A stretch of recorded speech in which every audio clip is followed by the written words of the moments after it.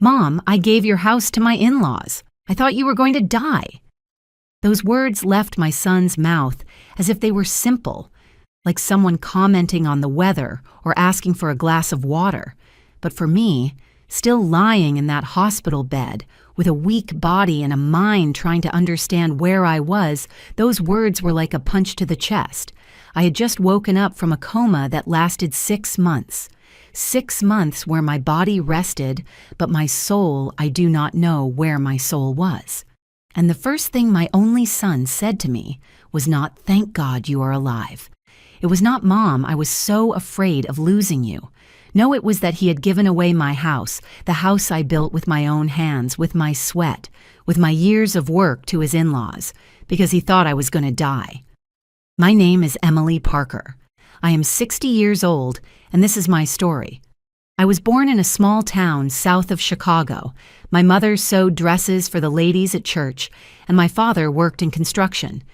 We did not have much, but we had dignity. My mother always said, "Emily, never ask for anything you cannot earn with your own hands." I carried that lesson with me all my life. At 22, I married David. He was a bricklayer, honest and hardworking. We had Michael 2 years later. I remember the day he was born as if it were yesterday. It was a January morning, cold with fog covering the streets. I held that baby in my arms and thought, I am going to give you everything I never had. And I did. David died when Michael was barely 8 years old. An accident at work, a beam that fell. He did not stand a chance. I was left a widow alone with a small child and not a penny saved, but I did not give up. I started cleaning houses. Later, I learned to cook catering platters and started selling homemade pies and casseroles at neighborhood parties. Little by little, I gathered money. I saved every dollar. I never bought anything for myself that was not essential. My clothes were the same for years. My shoes were patched up. Everything was for Michael. I paid for his school, his uniforms, his books, his field trips. When he wanted to study business administration at the university, I said yes, even knowing that meant working even more. I cleaned houses in the morning, sold food in the afternoon, and at night I ironed other people's clothes. Michael was everything to me. He was smart, polite. People in the neighborhood always commented, "You are so lucky. Emily, your son, is a good young man." And I believed it. At 32, Michael graduated. He got a good job at an accounting firm. I remember when he came home with the news. He hugged me tight and said, "Mom, now it is my turn to take care of you." I cried that day. I cried from relief, from joy, from accumulated exhaustion. But I also cried because deep down, a part of me knew that I had already given everything I had and that now, finally, I could rest. It was around that time that I bought my house. It was not big, it was not luxurious, but it was mine. It was on a quiet street in Oak Creek near where I grew up. It had 2 bedrooms, a small living room, and a kitchen that fit a wooden table I painted myself. In the back, there was a yard with an apple tree that bore fruit every year. I adored that apple tree. Every morning, I drank my coffee sitting on the patio, looking at that tree. The scent of apples mixed with the fresh morning air made me feel that everything had been worth it. Michael liked the house, too. He came to visit me every weekend. He brought pastries, we sat in the kitchen and talked. He told me about work, about his colleagues, about life. It was simple, it was good. I thought that was what I had conquered. Peace, a home, the company of my son. At 35, Michael met Jessica. He introduced her to me one Sunday after church. Jessica was pretty well dressed with painted nails and hair always done. She smiled a lot, but her smile never reached her eyes. I noticed it from the first day, but I said nothing because Michael was in love, and I, as a mother, wanted him to be happy.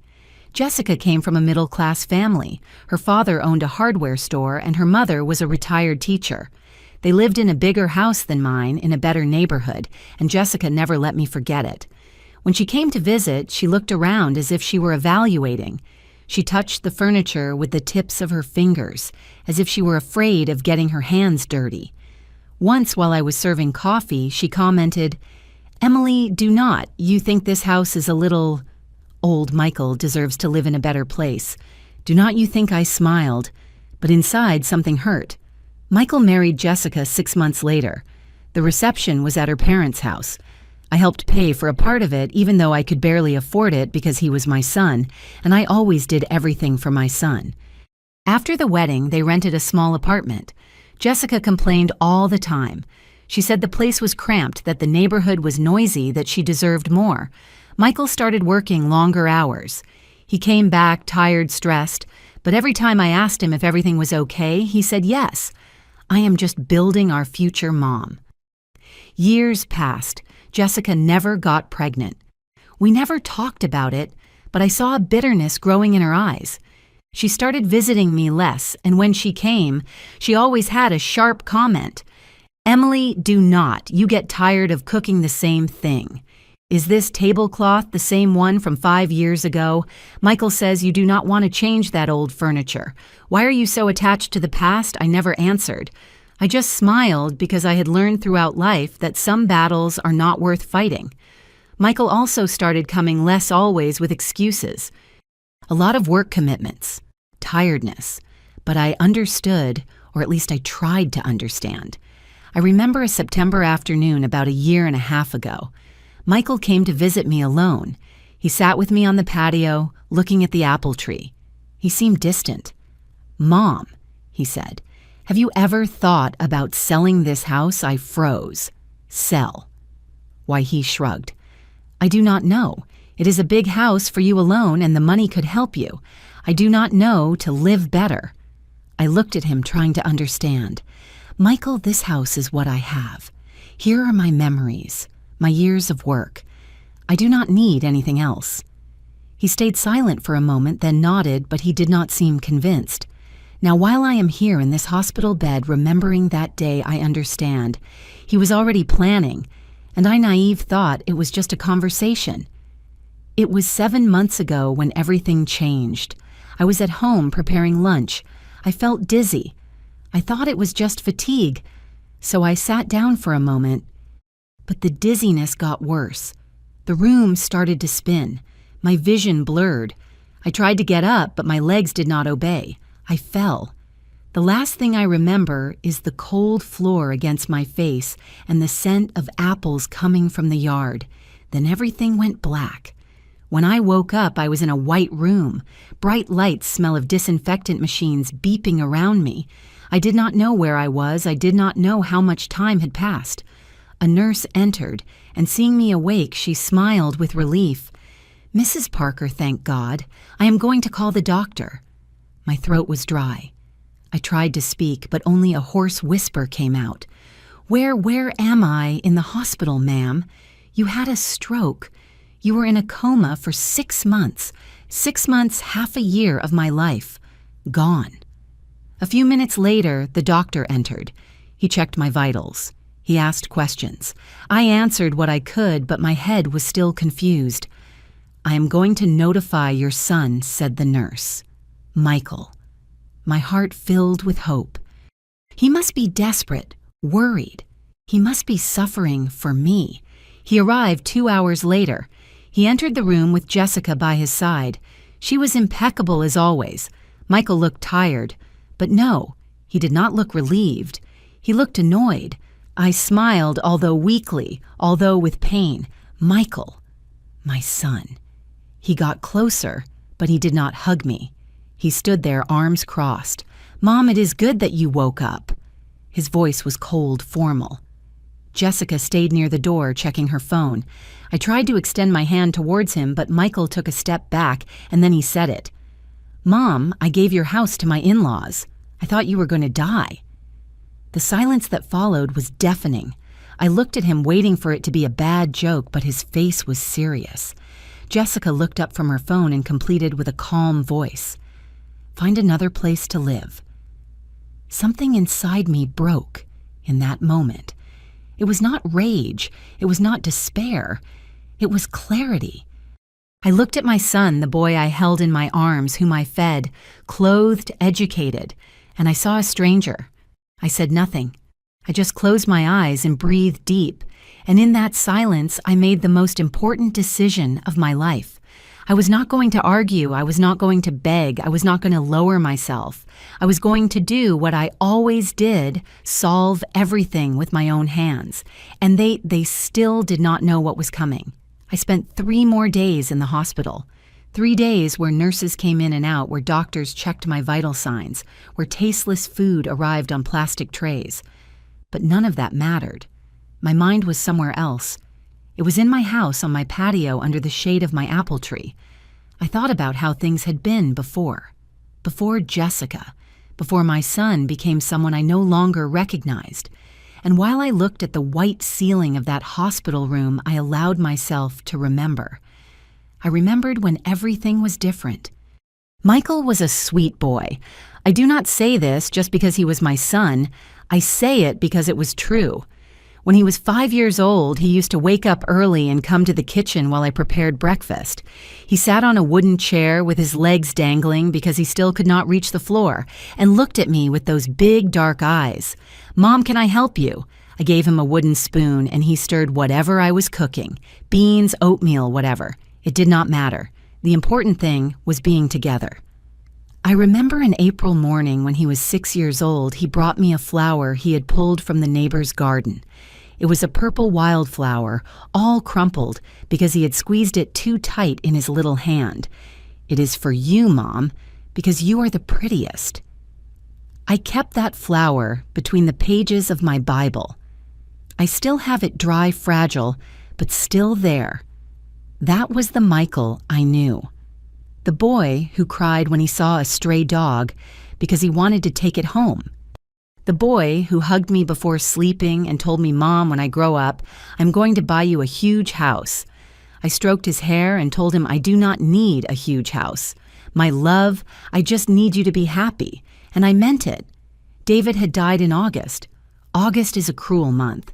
It is hot, the air is heavy, and that year was worse because my world collapsed. I remember the day they came to knock on the door.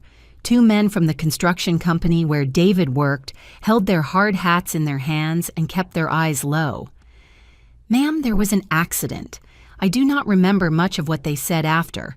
Something about a beam, about negligence, about it being instant, but none of that mattered. David was dead, and I was alone with an 8-year-old boy. The funeral was simple. We did not have money for something big. Some flowers, a modest casket, the priest saying words that were lost in the wind. Michael was quiet the whole time. He did not cry, he just held onto my hand tightly as if he were afraid that I would also disappear. That night when I tucked him in, he finally spoke. "Mom, is Dad coming back?" I broke. I lay down beside him, hugged him tight, and cried. I cried everything I had not been able to cry during the day.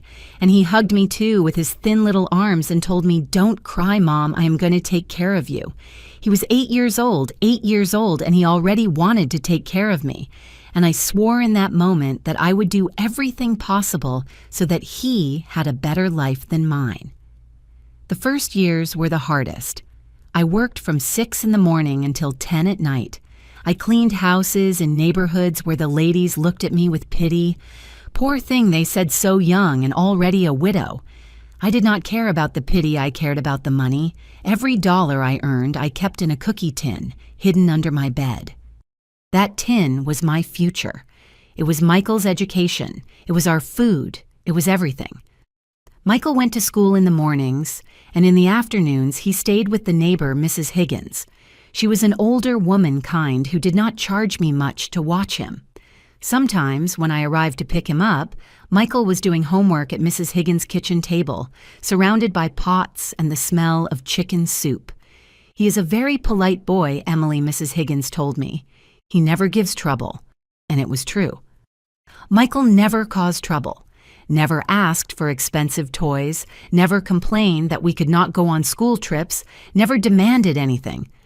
When he turned 10, I gave him a used soccer ball I bought at the flea market. It was a little deflated with dirt stains, but he hugged it as if it were the best gift in the world. "Thanks, Mom. It is perfect." That night, watching him play in the street with the other neighborhood kids, I felt that everything was going to be okay, that as long as he was happy, I could endure anything. When Michael was 12, he started helping me. I did not ask him to. He just did it. One Saturday morning, while I was getting ready to go sell pies at the downtown square, he appeared in the kitchen with a cardboard box. "I will help you carry Mom." "No, my love, you rest. It is your day off. I want to help you." And so he did. He carried that heavy box for 4 blocks to the square. He stayed with me all morning, helping me serve, collect money, pack the pies. People smiled seeing him. "What a hard-working son you have, Emily," and I nodded, full of pride. That afternoon when we got home, I gave him half the earnings of the day. "Here it is for you, you earned it." He shook his head. "No, Mom, keep it. It is for the house." I insisted, but he did not accept.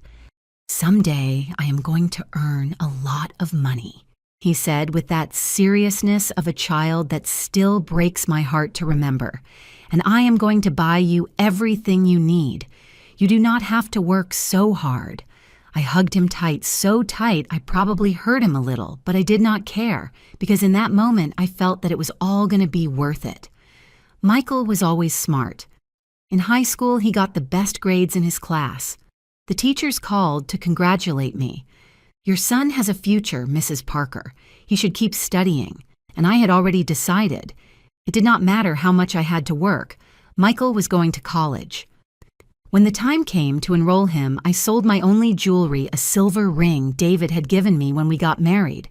It was not worth much, but it was enough to pay for enrollment and books. Michael cried when he found out. "Mom, you should not have sold that. It was just a ring, my love. You are more important." He stayed quiet, but I saw something in his eyes, something like guilt, as if he felt he was a burden. I took his face in my hands and forced him to look at me. "Listen to me well, Michael. You will never be a burden to me. You are the best thing that has happened to me in life. Do you understand?" He nodded, but tears kept running down his cheeks. I hugged him, and in that hug I made another silent promise, that he would never have to worry about anything, that I would handle everything. And so it was. During 4 years of college, I worked double. I cleaned houses, sold food-ironed clothes. My hands filled with calluses. My back started to hurt. But it did not matter because Michael was studying. And when he graduated with honors, when he went up on stage to receive his diploma and looked for me in the crowd to smile at me, I knew I had done the right thing. It was in those years that I bought the house.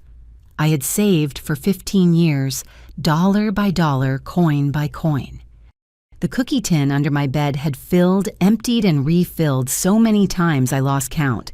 But finally, I had enough for the down payment on a small house. I saw it one Sunday after church. It was for sale with a sign half falling off the door. It was modest with unpainted brick walls, old windows, a neglected yard, but it had potential. I spoke with the owner, an older man who was moving with his daughter to another city. I offered him everything I had. It was not much, but he accepted.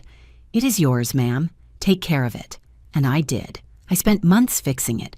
I painted the walls myself. I repaired the windows with the help of a neighbor. I cleaned the yard, pulled the weeds, planted the apple tree. Michael was 17 then. He helped me every weekend. He carried buckets of paint, moved furniture, swept. "It is going to look beautiful, Mom," he said, wiping sweat from his forehead. And he was right. When we finally finished, when I sat on the patio for the first time with a cup of coffee and looked around, I felt something I had not felt in years. Peace. This was my house, our home, the place where Michael and I could finally rest after so many years of struggle. But good things never last forever. Michael entered the university at 19. It was hard to pay for it, but I was already used to hard things. During those 4 years, I saw him change. Not all at once. It was gradual. He started dressing differently. He left the simple t-shirts and started wearing collared shirts. He styled his hair with gel. He bought shoes that I knew cost more than he said. A friend gave them to me. Mom. He didn't use them anymore. I did not believe him, but I said nothing. He also started coming home late. He said he had to study at the library, that he had group projects, but sometimes he arrived smelling of beer. "Are you okay, my love?" "Yes, Mom. Just tired." and I let him go to his room without further questions, because I trusted him, because he was my son, and because I never thought he could turn into someone I would not recognize. He graduated at 23. He got a job quickly at an accounting firm downtown. The salary was good, better than what I had earned in my whole life. "Now it is my turn to take care of you, Mom," he told me the day he received his first check. He gave me $1,000. $1,000. I cried. I tried to refuse, but he insisted. "Please, Mom, let me do this." And I accepted. For the next few years, Michael helped me financially. Not much, but enough so I could work less, so my hands could rest a little, so my back would not hurt so much. He came to visit every weekend. He brought pastries, sometimes flowers.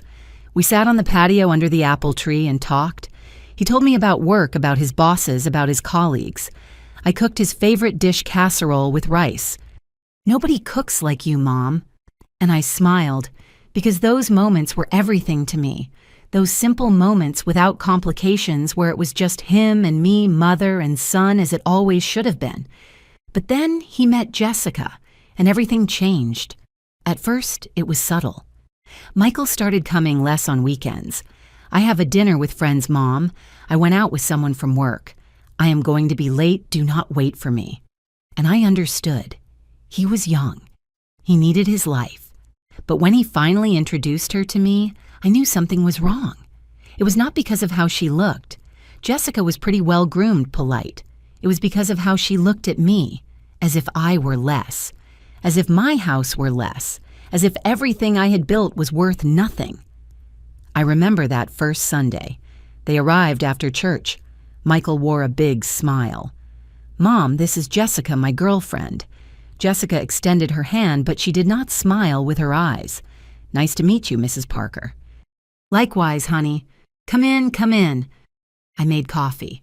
I took out the sweetbread I had bought that morning. The mugs were old, but they were clean. The table was wooden worn, but sturdy. Jessica sat carefully as if she were afraid of getting dirty. While I served coffee, I saw her looking around. Her gaze stopped on the faded curtains on the walls with old paint on the calendar hanging on the wall, and I saw something in her expression. Contempt. Michael did not notice. He was too busy looking at her with eyes full of adoration.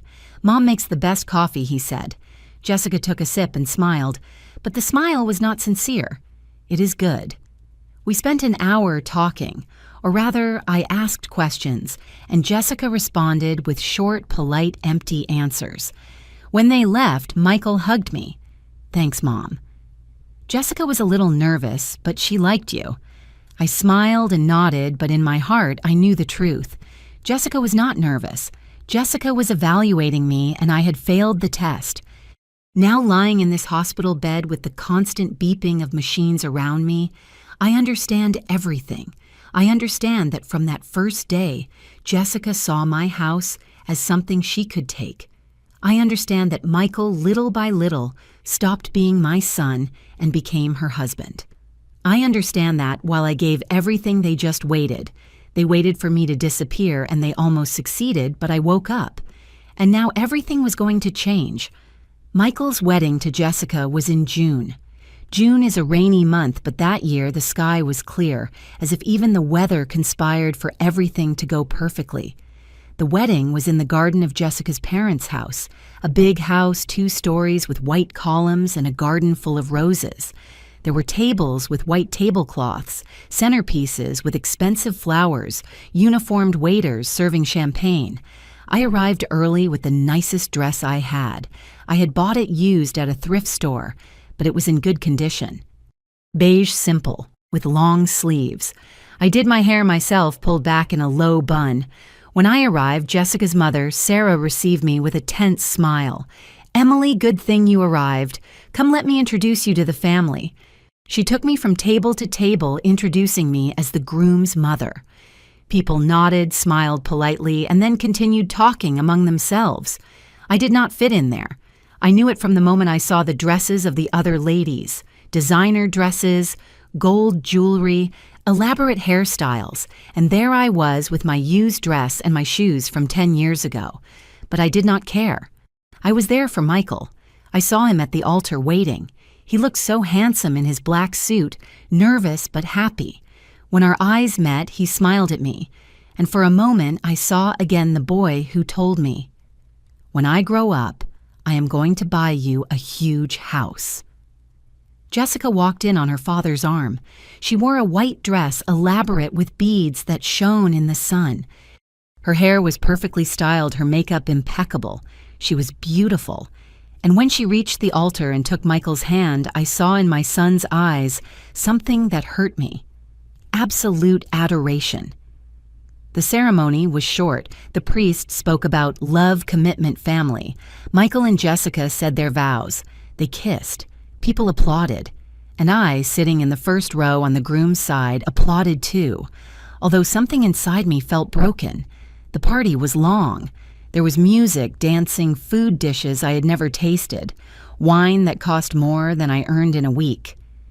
I sat at a table in the back alone most of the time.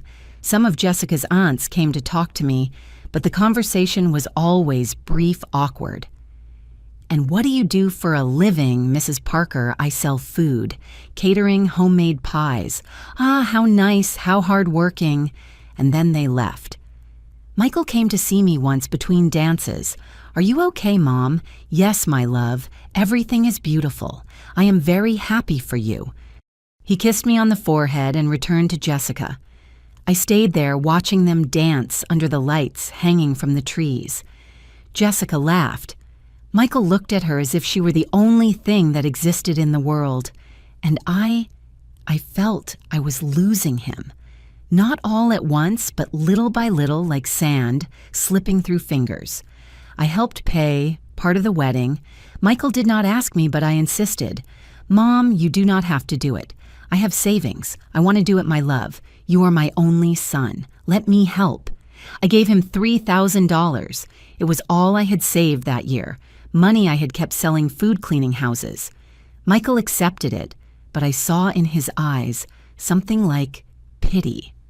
"Thanks, Mom. I am going to pay you back. I do not want you to pay me back. It is my gift to you." But he never saw it that way. Neither did Jessica.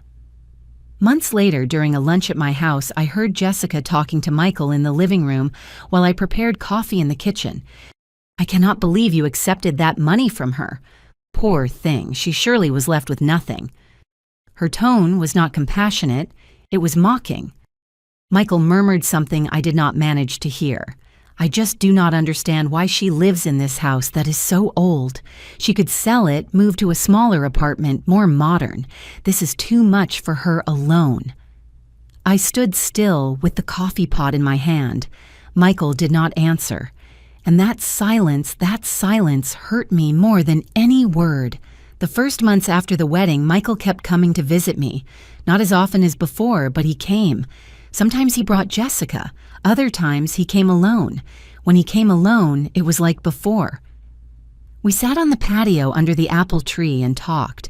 He told me about work, about married life, about the plans he had. "Jessica wants us to buy our own house, Mom. We are saving." "That is good, my love. A house is important." "Yes, although sometimes I feel we are never going to gather enough. Everything is so expensive." I listened to him, nodded, served him more coffee. But when Jessica came with him, everything was different. She sat on the edge of the chair as if she were afraid of getting dirty. She looked at her phone most of the time. She answered with monosyllables when I spoke to her, and always she had something to criticize. "Emily, why do not you change these curtains? They are very old. This table is very scratched. Have not you thought about buying a new one? The patio would be better if you put tile down. This dirt gets full of dust." I smiled and said, "You are right. Honey, someday I will do it." But I never did because this was my house and I liked it just as it was. A year passed. Michael and Jessica were still renting the same small apartment.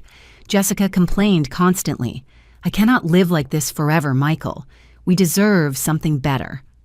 Michael worked more hours. He came home tired, stressed. He started looking thinner with bags under his eyes. One night, he came to see me alone. It was Friday around 9. It was raining. He arrived soaked without an umbrella. "Michael, what happened?" He entered without saying anything. He sat at the kitchen table with his hands in his hair. "I am tired, Mom." I sat in front of him, of what my love of everything, of work, of the pressures, of not being enough.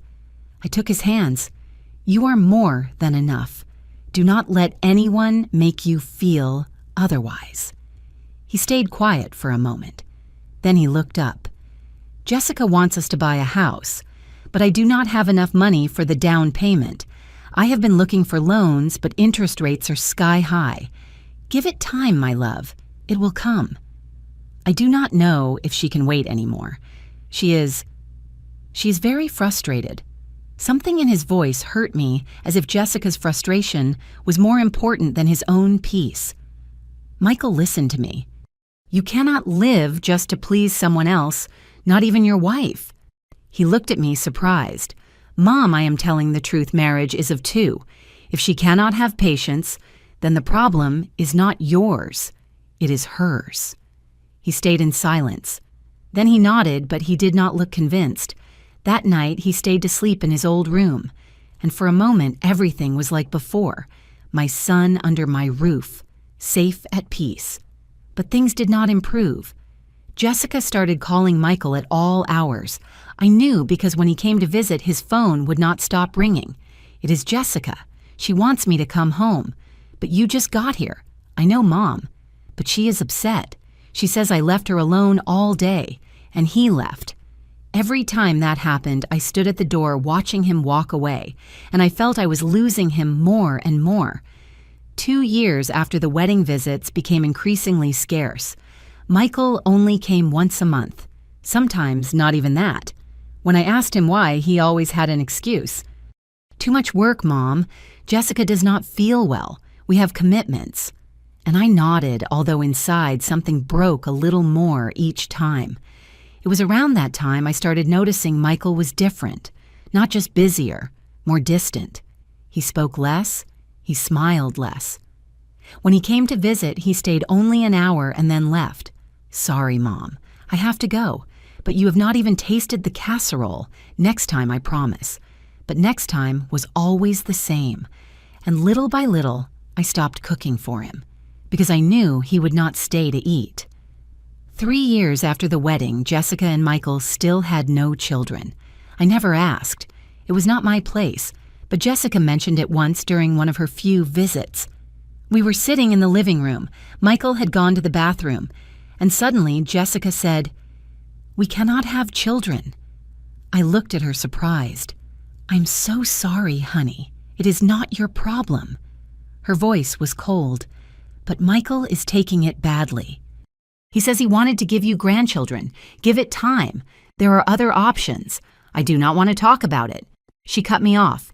"I just tell you so you know, so you are not expecting grandchildren that are never going to arrive." And there it was again. That tone, that barely hidden contempt. Michael returned and the conversation ended.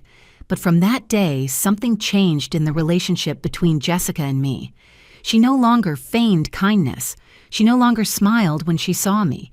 She just looked at me with those cold, calculating eyes, as if she were waiting for something.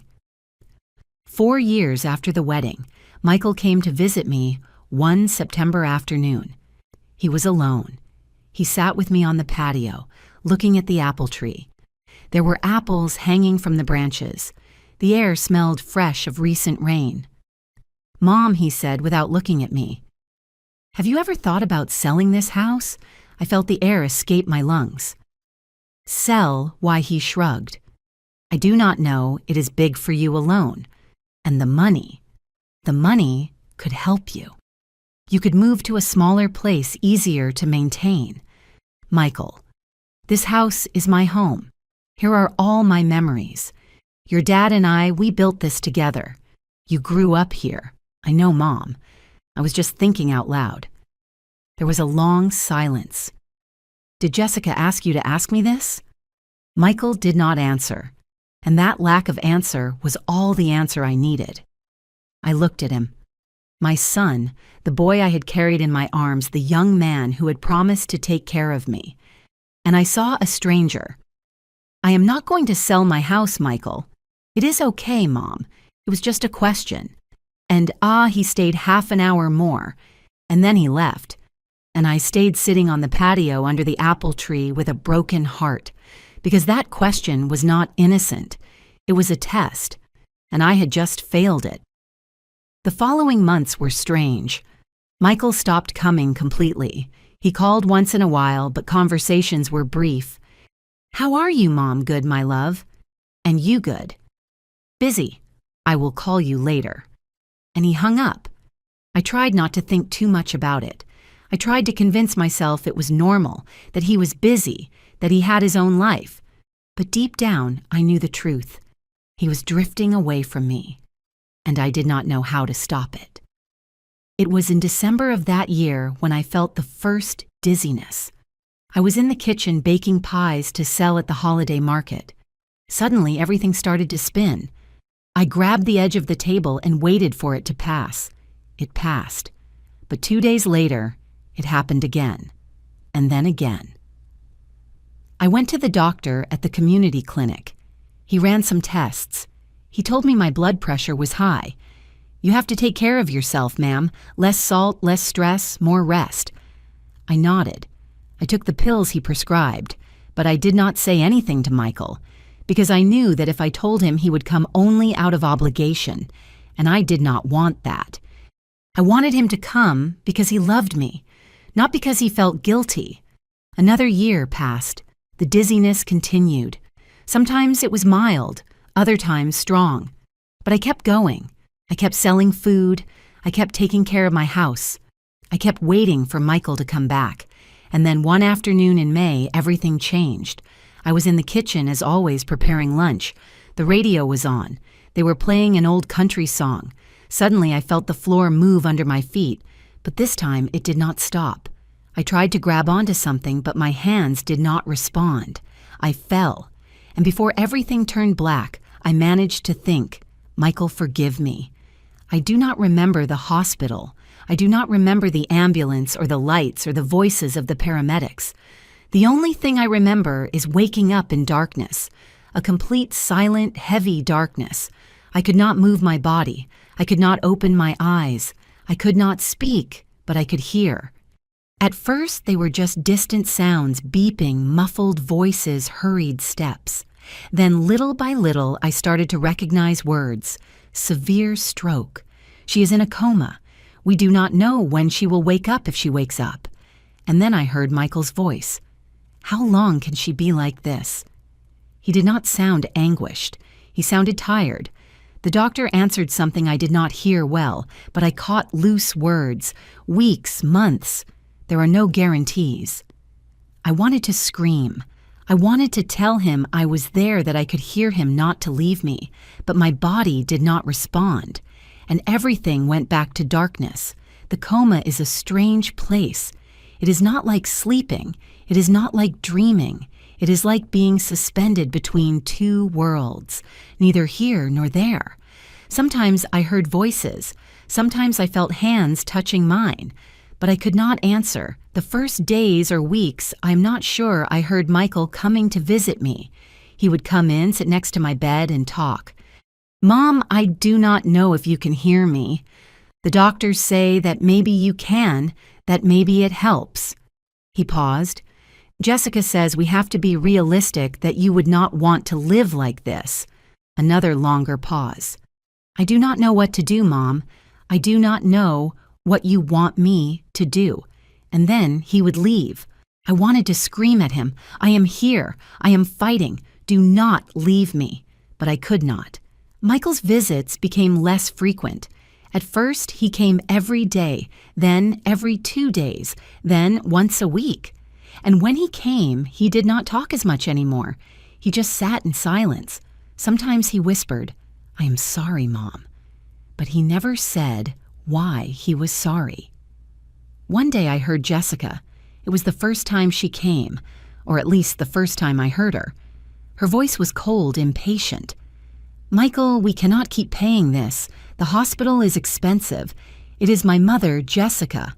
"I know, but the doctors say she can be like this for months or years." Are we going to spend all our savings on this? What do you want me to do? Pull the plug.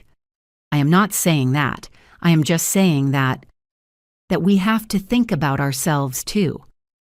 There was a silence. She has a house, Jessica said. A big house. It is empty. We could… No. Michael's voice sounded firm. I am not going to touch her house. I am not saying you sell it.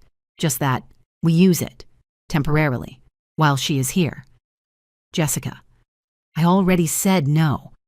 I heard steps walking away, a door closing hard, and then silence. I wanted to cry. I wanted to hug my son and tell him I was proud of him for defending me, but I could not do anything, just listen. Weeks passed, or so I think. Time did not exist in that dark place. Michael's visits became shorter and shorter. He came in, sat for 5 minutes and left. Sometimes he did not even speak, and I was there trapped in my own body, screaming in silence. Then one day, everything changed. I heard new voices, voices I did not recognize. It is a beautiful house, and it is in good condition. Yes, my mother-in-law took very good care of it. It was Jessica, talking to someone, and she agrees with you moving here. She is indisposed in the hospital, but I am sure she would not mind. It is family after all. My heart, if it was still beating in any way I could feel, sank. Well, if you are sure, completely sure, you can move in whenever you want. No, no, no, no. Jessica was giving away my house. My house. The place I built with my sweat. The place where my son grew up. The place where all my memories were. And I could not do anything to stop her. The following days were torture. I heard fragments of conversations. Jessica talking on the phone. Yes, Mom, I already told you that you can use the house. It is big. You are going to be comfortable. Michael with a tired voice. Are you sure about this, Jessica? Michael, your mother is not going to wake up. The doctors said it. And even if she wakes up, do you think she is going to be able to live alone? She is going to need care. It is better that the house is occupied.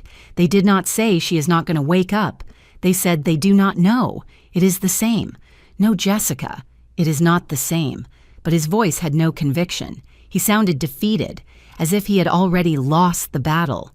And then one day I heard Jessica's parents, older voices, polite, grateful. Thank you very much, Michael. Really, you do not know how much we appreciate this. No problem, Frank. The house was empty anyway. And your mom? How is she? A silence. The same. No changes. Poor woman. But well, at least her house is not alone. We are going to take good care of it. Thank you. And like that, just like that, my in-laws, who were not even mine but my daughter-in-laws, moved into my house. To my home. To the place where I planted the apple tree with my own hands. And I could do nothing but listen. Listen to how they dismantled my life while I fought to return to it. More weeks passed, or months. I do not know. Time became a blurry stain. Sometimes I heard the nurses talking about me. Poor lady, she has been like this for 3 months. Does the sun still come? Hardly. Maybe once a week. How sad being alone like this. But I was not alone. I was surrounded by machines, by beeping, by voices of strangers. Only I could not answer them. 4 months, 5 months, 6 months. Michael's visits almost disappeared. He came once every 2 weeks, sometimes every 3. And when he came, he only stayed minutes. Hi, Mom, I'm still here. Jessica and I. We are fine. Jessica's parents are taking care of your house. It is all good. All good. All good. While I was trapped in the darkness, while strangers lived in my house, while my son forgot me little by little, all good. But then something started to change. I do not know how to explain it. It was as if a small light turned on in the darkness.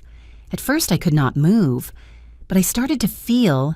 I felt a hand touching mine, a nurse probably. I felt the sun coming through the window warm against my skin. I felt the smell of disinfectant, of clean sheets, and then slowly I started to hear more clearly. The voices were no longer muffled, they were crisp. Her vital signs are improving. Do you think she can wake up? It is possible. I have seen cases like this, and then one day I felt I could move a finger. Just one. But it was something. It was a sign that I was coming back. I do not know how much time passed between that first movement and the moment I finally opened my eyes. Maybe days, maybe weeks. But one day, simply, I did it. I opened my eyes. The light was blinding. I blinked several times trying to focus. There was a nurse in the room checking something on a machine. When she saw me awake, her eyes went wide. Mrs. Parker. My God. She ran towards the door. Doctor, doctor, she woke up. Everything was chaos after that. Doctors coming in, checking me, asking me questions. Do you know where you are? I nodded weakly. Do you know your name, Em? Emily. My voice was a hoarse whisper. Excellent. Do you know what month it is? I did not know. The doctor smiled. Do not worry. It is normal. You have been in a coma for 6 months. 6 months. Half a year of my life. Lost. We are going to call your son. And then something in my chest tightened. Michael. He was coming. And I had to tell him about the house. I had to. But then I remembered. I remembered the conversations I had heard. I remembered Jessica saying, she is not going to wake up. I remembered Michael saying Jessica's parents are taking care of your house. And in that moment, lying in that hospital bed after 6 months of darkness, I made a decision. I was not going to be the victim. I was not going to beg. I was not going to cry. I was going to do what I had always done, solve things with my own hands. But first, I had to hear what Michael had to say. I had to see if my son was still there under Jessica's influence or if I had lost him forever. Michael arrived 2 hours later. He entered the room with Jessica by his side. He looked tired. She impeccable. I looked at them from the bed with my body still weak but my mind clearer than it had been in years. Michael approached slowly. Mom, it is good that you woke up. His voice was flat without real emotion. Jessica stayed by the door looking at her phone. I tried to smile, but I could not. Michael took a step closer, but he did not touch me. And then he said it. The words that had been waiting to come out for 6 months. The words that would confirm everything I had heard in the darkness. Mom, I gave your house to my in-laws. I thought you were going to die. The room went silent. I looked at him. He looked at me with those tired eyes as if he were waiting for me to scream, to cry, to reproach him. But I did none of that. Jessica looked up from her phone and said with that cold voice I knew so well, "Find another place to live." And there it was, the complete truth. My son had betrayed me, and his wife was there making sure I understood that I no longer had a place in my own life. I closed my eyes for a moment. I breathed deep, and when I opened them, something inside me had changed. I was no longer the submissive mother who forgave everything.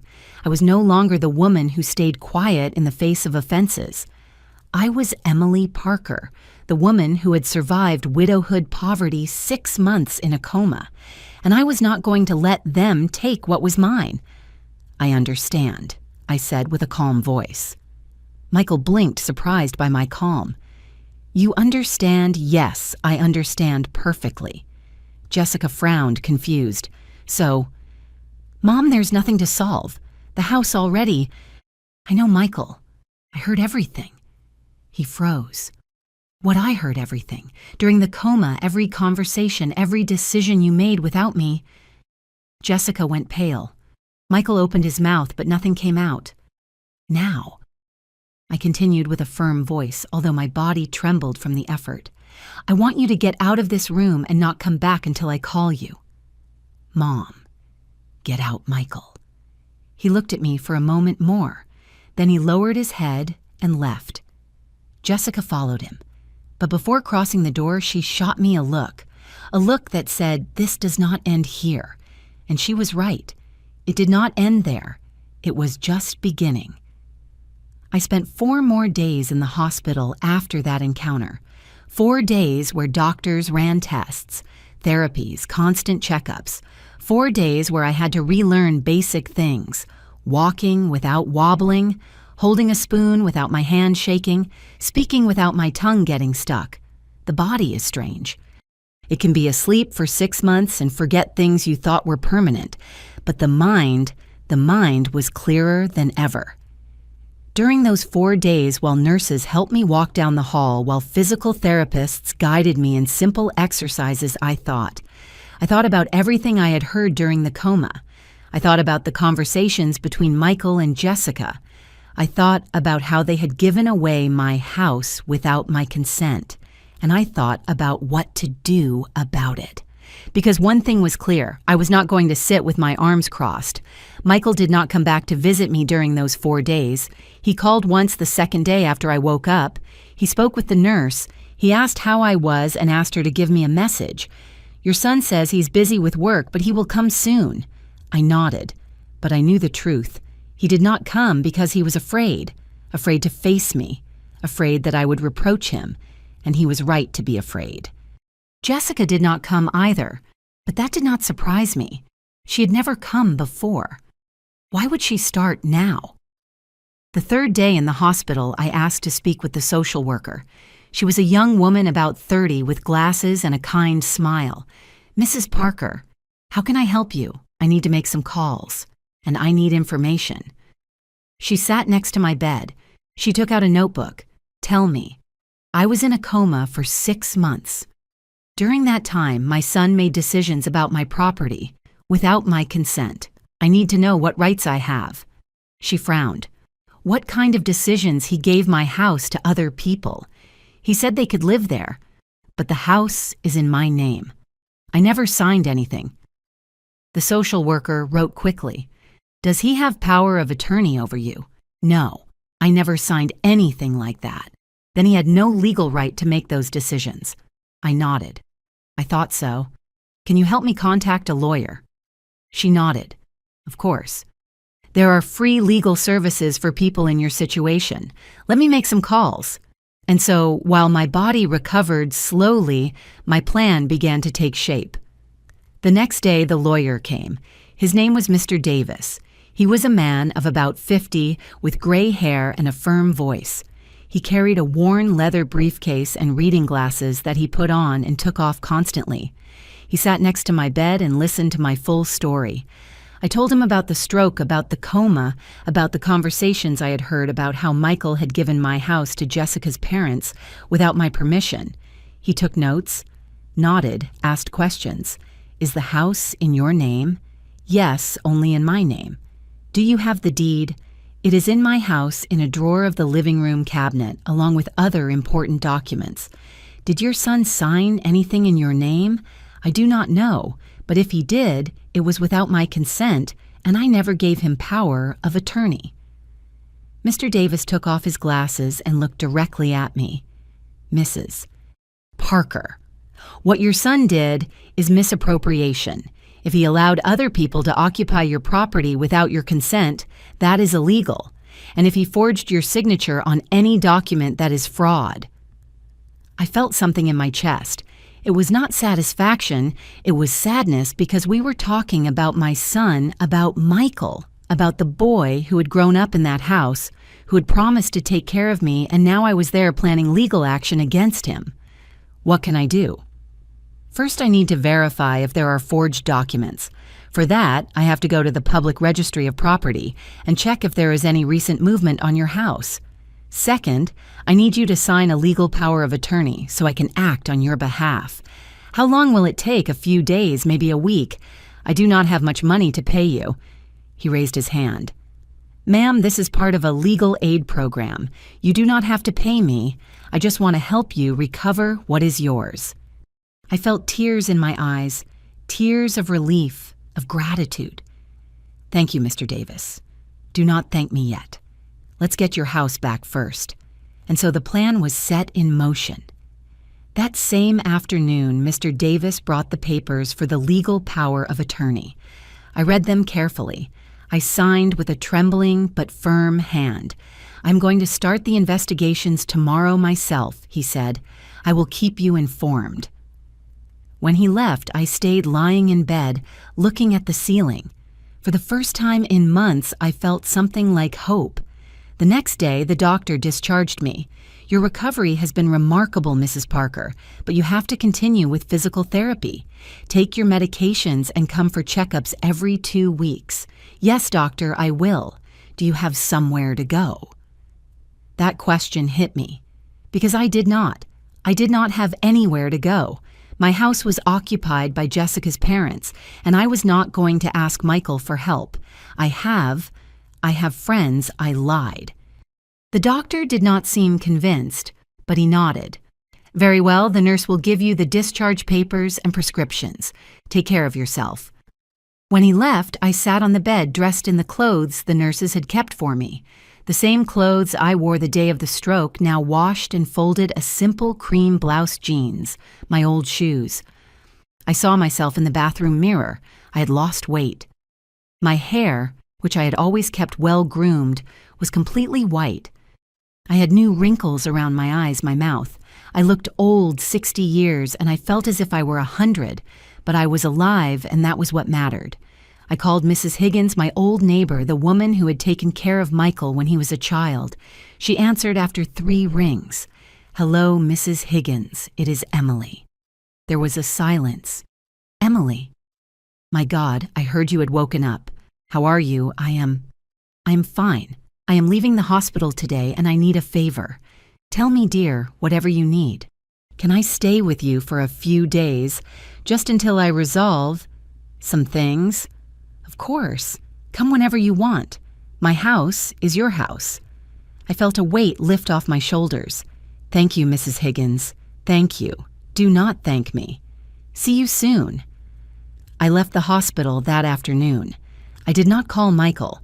I did not want to see him yet. I took a taxi to Mrs. Higgins' house. She lived 3 streets from my house, 3 streets that felt like a world away. When I arrived, she was waiting for me at the door. She had aged since the last time I saw her. Now she was 82, her hair completely white, her back a little hunched, but her smile was the same. "Emily, my girl, so good to see you." She hugged me tight, and I, who had held back tears for days, finally cried. I cried in the arms of that woman who had known me for decades, who had seen Michael grow up, who knew my whole story. There, she said, stroking my hair, "You are here, you are safe." But I did not feel safe. I felt broken.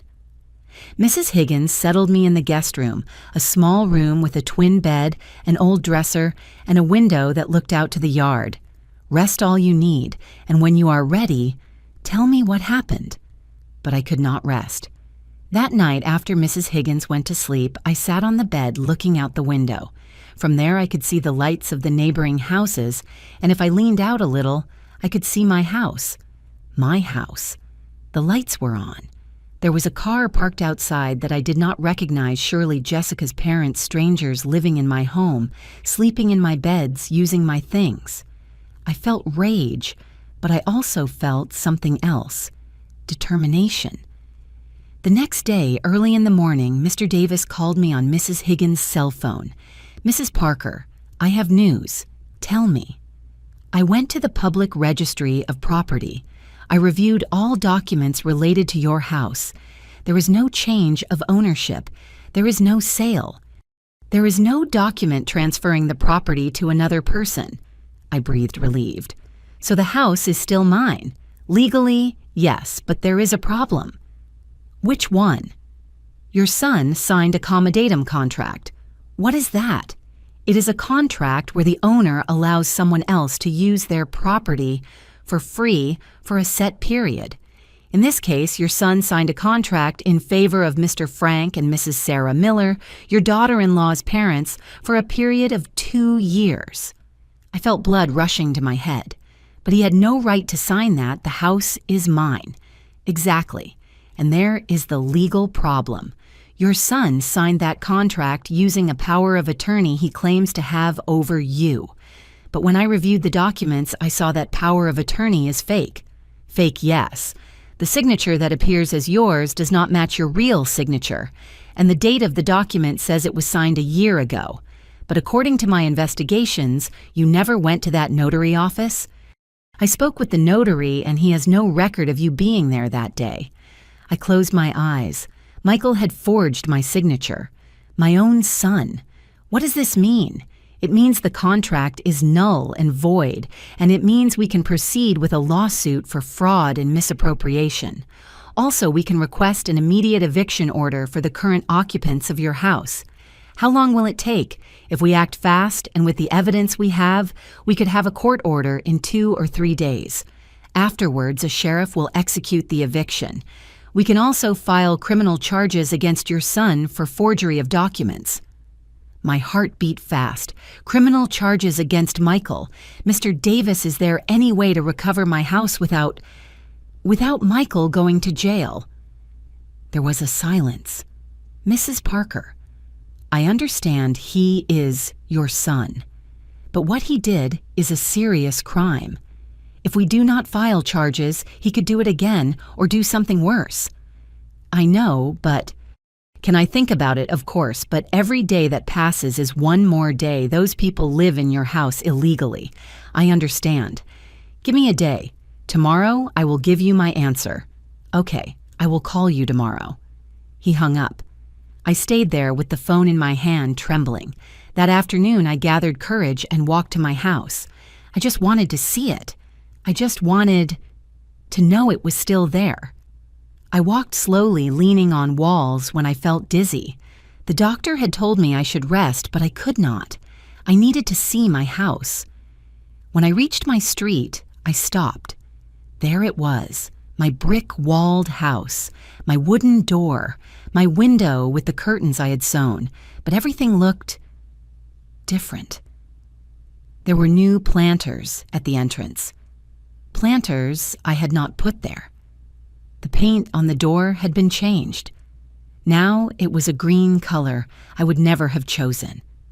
And in the yard, there were clothes hanging.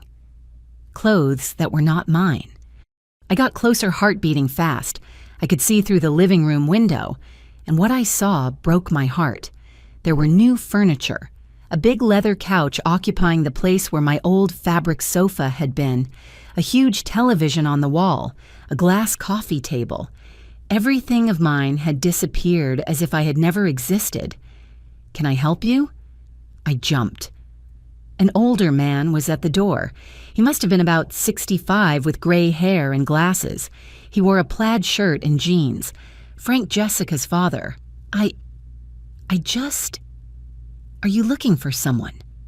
He looked at me with suspicion as if I were a stranger, as if I were not the owner of that house. Something inside me cracked, but I was not going to give him the pleasure of seeing me cry. I have the wrong house, I said with a calm voice. Excuse me. And I turned around. I walked back to Mrs. Higgins' house with tears running down my cheeks.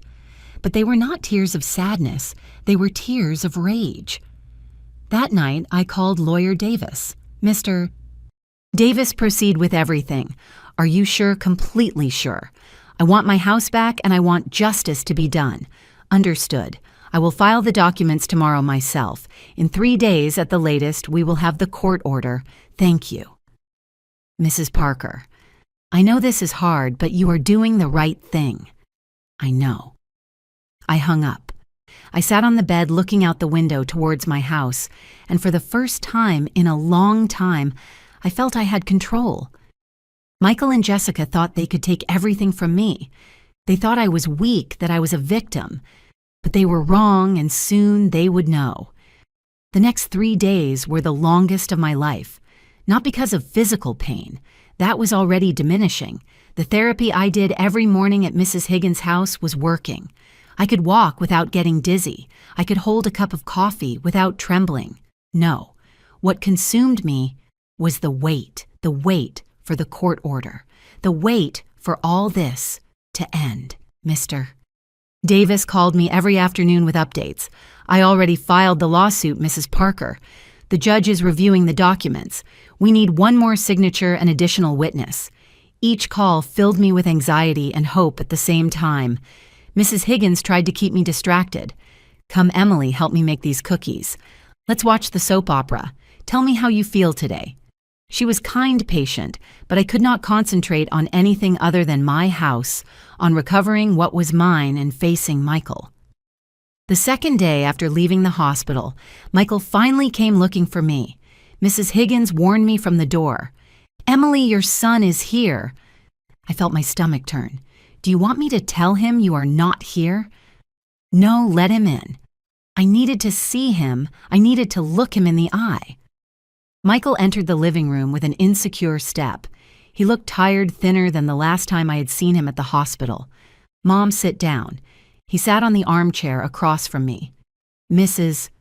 Higgins disappeared discreetly towards the kitchen. We stayed in silence for a long moment.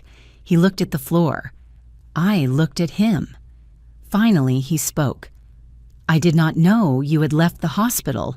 I would have gone to pick you up, to take me where Michael to my house.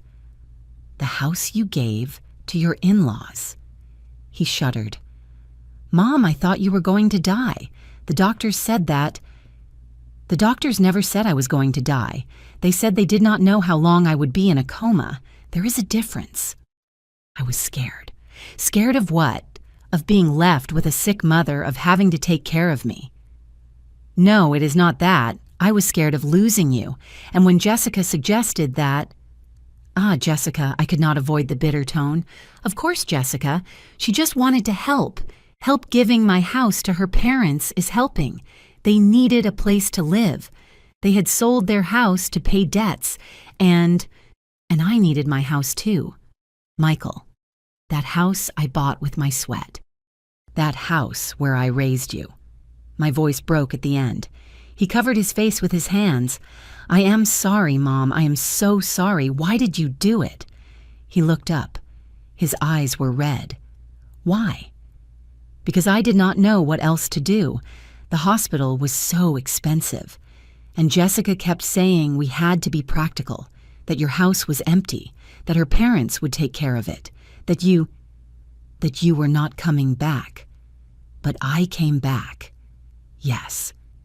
His voice was barely a whisper. "You came back. And now what are we going to do? I do not know, Mom. Jessica's parents already settled in. They brought all their furniture. They made changes to the house, painting repairs. Without my permission, I know. Do you know what you did, Michael? Do you have any idea?" He looked at me confused. "You forged my signature. You signed a contract with a fake power of attorney. That is fraud. It is a criminal offense." He went pale. How do you know that?" "Because I hired a lawyer, and he investigated. And he found the document with my forged signature." "Mom, I did not—" "Was it Jessica who—" "Jessica forged my signature." He stayed quiet. "Answer me, Michael. She knew someone, a notary who did the papers. I just signed as a witness." I closed my eyes. So it was worse than I thought. Not only had they taken my house, they had planned everything. They had conspired, and you did not think it was wrong. I thought that you were not going to wake up. His voice was weak. "I thought you would never find out." I opened my eyes and looked at him, really looked at him, and I saw a man I no longer recognized, a weak man, manipulated, lost. "Michael, I am 60 years old. I have worked all my life. I have survived losing your father. I have survived poverty. I have survived 6 months in a coma, and I am going to survive this too. Mom, I am going to recover my house, with or without your help. What are you going to do? I already did it. I filed a lawsuit. In 1 or 2 days, there will be an eviction order, and Jessica's parents will have to leave." He stood up upset. "You cannot do that. They do not have anywhere to go. I did not have anywhere to go, Michael." My voice boomed in the small living room. He froze. I woke up from a coma, and my own son told me to find another place to live. Do you have any idea how that felt? Tears were running down my face now. I spent 6 months fighting for my life, 6 months in the dark. And when I finally returned, the first thing I heard was that they had taken everything from me. My house, my home, my place in the world. Mom, please. No, Michael. There is no please anymore. I already made my decision. Jessica is going to kill me if I do this. And there it was. The truth. He did not care about me. He cared about Jessica. Then you already know who to choose. He stood there, shoulders slumped, defeated. What do you want me to do? I want you to talk to Jessica's parents. I want you to tell them they have 3 days to vacate my house before the sheriff arrives. They're going to need more time. I needed more time to recover from the coma. But life does not give us what we need, Michael. It gives us what we deserve. And what do I deserve? I looked him straight in the eyes. You are going to have to decide that yourself. He left shortly after without hugging me, without saying anything else. He just turned around and left. Mrs. Higgins came out of the kitchen when she heard the door close. Are you okay, dear? I do not know, Mrs. Higgins. I do not know. She hugged me, and I cried again. But this time they were not tears of sadness. They were tears of liberation, because finally I had said everything I needed to say. That night I could not sleep. I lay in bed looking at the ceiling, thinking about everything. I thought about Michael when he was a child, about how he hugged me, about how he told me he loved me. I thought about his graduation day, how he had looked for me in the crowd to smile at me. I thought about all the promises he had made me. When I grow up, I am going to take care of you. I am never going to leave you alone. You are the most important thing to me. When had everything changed? When had he become this man who puts his wife before his own mother? At what moment did I lose my son? The next day in the morning, Mr. Davis called me, Mrs. Parker. I have good news. The judge approved the eviction order. It will be executed the day after tomorrow at 10 in the morning. I felt my heart beating faster. So soon, yes. The judge saw the evidence of the forgery and considered it an urgent case. There is also an arrest warrant against your son and against the person who forged the documents, but that will be executed after the eviction. Arrest warrant. Yes, for fraud and forgery of documents, but we can still stop that if you want. If your son returns the house voluntarily and admits the crime, we can reach an agreement. I close my eyes. Arrest warrant. My son could go to jail. Give me until tomorrow. I am going to talk to him. Okay, but the eviction stands. That cannot be stopped. I understand. I hung up. Mrs. Higgins looked at me from the kitchen door. Are you going to give him another chance? I do not know, but I need to try one last time. That afternoon, I went looking for Michael. Not at my house. I did not want to see Jessica's parents yet. I went to his work. It was an office building downtown Modern with glass walls and security at the entrance. I asked the guard to call Michael. Tell him his mother is here. The guard made the call. Minutes later, Michael came down. He looked surprised. Mom, what are you doing here? I need to talk to you. Can we go somewhere? He looked at his watch. I have a meeting in half an hour. This is more important. He sighed. There is a coffee shop a block away. We sat at a table in the back. He ordered a coffee. I ordered a tea. When the drinks arrived, I spoke. The day after tomorrow at 10 in the morning, a sheriff is going to arrive at the house. He's going to execute an eviction order. Jessica's parents have to leave. Michael went pale. Did you already do it? Yes, Mom, they do not have anywhere to go. That is not my problem, Michael. That is your problem. You put them there, you take them out. And what do you want me to do? Put them on the street. I want you to find a solution, but let it not be at the expense of my house. He ran his hands through his hair, frustrated. Jessica is going to leave me if I do this. And there it was again. Jessica. Always Jessica. And what about me, Michael? Do not I matter? Yes, you matter, Mom, but what? But she is more important. He did not answer. and that silence was all the answer I needed. I stood up. There is something else you need to know. What there is an arrest warrant against you for fraud, but I can still stop it if you do the right thing. The right thing, give me back my house. Admit you made a mistake, and make sure Jessica's parents leave in peace. Do that, and I drop the criminal charges. He looked at me with wide eyes. You would send me to jail. I do not want to do it, Michael. You are my son. But if you force me, yes, I will do it. I cannot believe you are saying this. I cannot believe many things that have happened either. But here we are. I turned to go. Mom, wait. I stopped, but I did not turn around. What happened to us? His voice sounded broken. When did we become... This I turned slowly. We became this when you stopped being my son and became only Jessica's husband. And I left the coffee shop. That night, Michael called me. Mom, I talked to Jessica. I talked to her parents. They are going to vacate the house tomorrow. I felt huge relief. Really, yes. They are not happy. Jessica is furious with me, but they are going to leave. Thank you, Michael. Are you going to drop the charges? If everything goes well tomorrow, yes. Okay. There was a long silence. Mom, I am sorry. I really am sorry. I know. Will you forgive me someday I close my eyes? I do not know, Michael. Maybe. But that is going to take time. I understand. I love you, my son. I am always going to love you. But that does not mean I am going to let you hurt me again. I understand. We hung up, and I stayed there sitting on the bed with the phone in my hand, feeling empty and full at the same time. Empty because I had lost something with my son that would never be the same. Full because for the first time in a long time I had defended myself. Eviction day dawned gray. Heavy clouds covered the Chicago sky, threatening rain. The air was humid, dense. I woke up early at 6 in the morning, although the eviction order was for 10. I had not been able to sleep well. I tossed and turned in bed all night thinking about what was going to happen.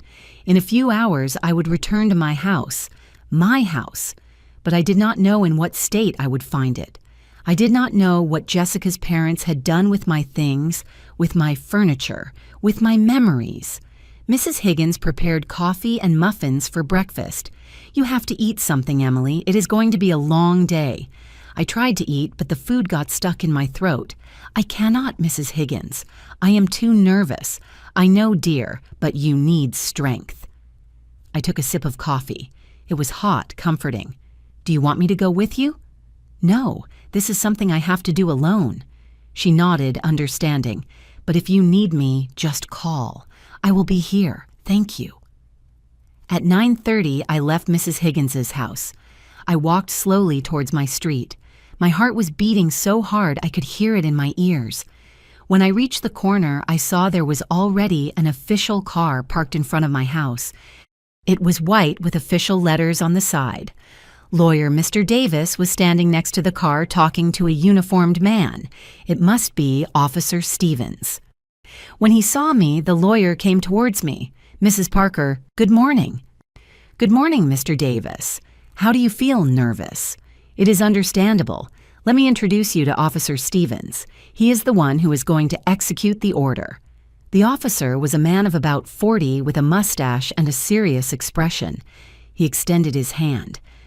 Mrs. Parker, I am sorry you have to go through this. Thank you. Do you know if the people occupying the property are aware of the eviction? My son told them yesterday. They said they were going to vacate voluntarily. Good. That will make things easier. But anyway, I have to execute the order formally. I looked towards my house. The curtains were closed. There were no signs of movement. Are they still there? That is what we are going to find out. At 10 sharp, Officer Stevens knocked on the door. He knocked 3 times hard. Officer. Sheriff's office opened the door. We waited. Nothing. He knocked again. You have an eviction order. Open the door or I will have to force entry. Finally, the door opened. Frank Jessica's father was there. He looked tired, defeated. He wore a wrinkled shirt and jeans. "We are leaving," he said with a hoarse voice. "Are you vacating the property?" "Yes, we are just finishing packing. You have 30 minutes. Frank nodded and stepped aside. The officer entered first, then Lawyer Davis, and finally me. I entered my own house for the first time in over half a year, and what I saw broke my heart. Everything was different. The walls I had painted cream were now white. The red tile floor I had worked so hard to lay now had rugs over it. The living room where my old floral fabric sofa had been now had that big leather couch I had seen through the window. The glass coffee table, a modern lamp that did not match anything. On the walls were photos of Jessica's family. Photos I did not know, people I had never seen, as if my life, my history had been erased. Where is my furniture? My voice came out trembling. Frank was putting things in a box. We stored them in the backyard shed. We thought that you were not coming back. The shed, my furniture. My memories cornered in a shed like trash. I walked towards the kitchen. My wooden table, the one I had painted myself, had disappeared. In its place was a glass table with metal chairs. My old stove, where I had cooked thousands of meals for Michael, had been replaced by a new shiny stove. Even the dishes had been changed.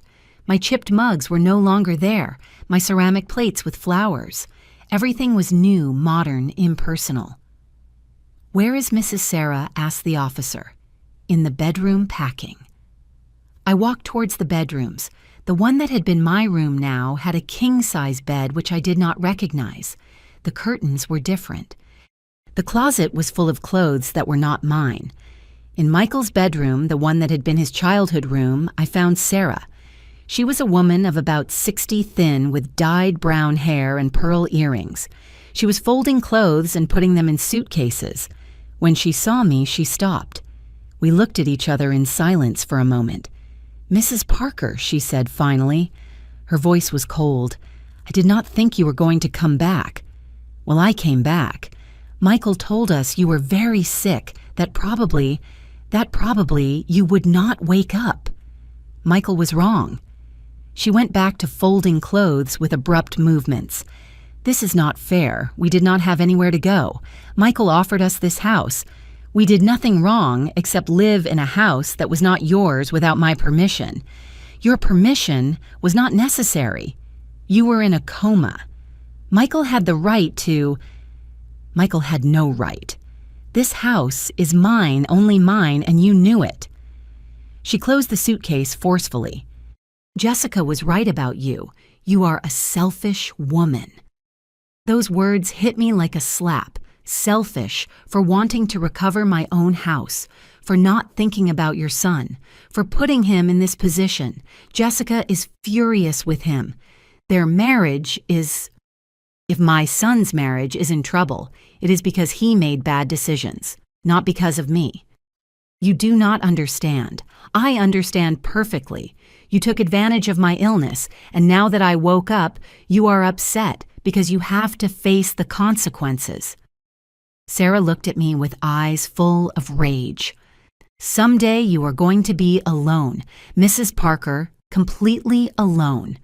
And you are going to understand what it is to lose everything." Her words were left floating in the air. Officer Stevens appeared at the door. "Ma'am, you have 20 minutes to finish packing." Sarah took her suitcases and left the room without looking at me. I stayed there, standing in what had been Michael's room, feeling a huge weight on my chest. I went out to the patio. I needed air. I needed to see my apple tree. But when I reached the patio, I stopped dead. The apple tree had been pruned, severely pruned. The branches that previously reached the roof of the house were now short stumps. There were no apples, no green leaves, only naked branches like dry bones pointing at the gray sky. "What did you do to it?" I whispered. Frank was taking boxes out of the shed. The tree was growing too much. It was in the way. We had it pruned. It was in the way, yes. The branches reached the bedroom window and the apples fell and dirtied the patio. I felt tears burning in my eyes. That tree I had planted myself with my own hands 25 years ago. I had cared for it. I had watered it every day. I had seen every branch grow. I had harvested every apple, and they had mutilated it as if it were nothing. It was my tree, I said with a broken voice. Frank shrugged. It will grow back. But I knew it would not be the same. It would never be the same. Half an hour later, Frank and Sarah finished packing. They had 4 large suitcases, several boxes and trash bags full of clothes. Officer Stevens supervised while they loaded everything into their car. I stayed at the door watching. When they finished, Frank approached. "We are going to leave the keys on the kitchen table." "Okay, take care, Mrs. Parker." I did not answer.